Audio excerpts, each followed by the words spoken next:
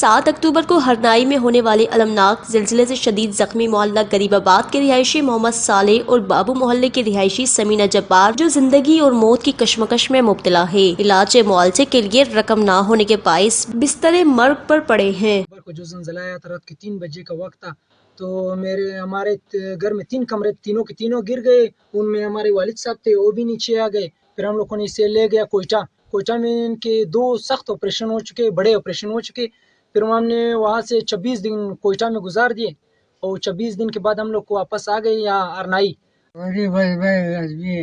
हमारे बच्चे पर बेरोजगार है, उनको ये किसी को सब लोगों को हमको नहीं मिला, ये आया उसे भी कुछ भी नहीं किया।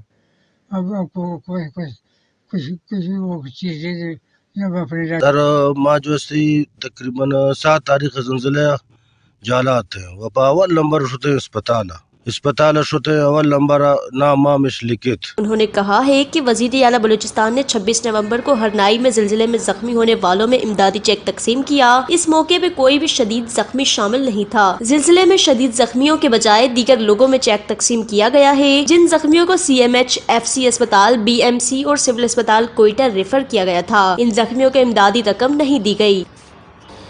وش نیوز ہرنائی۔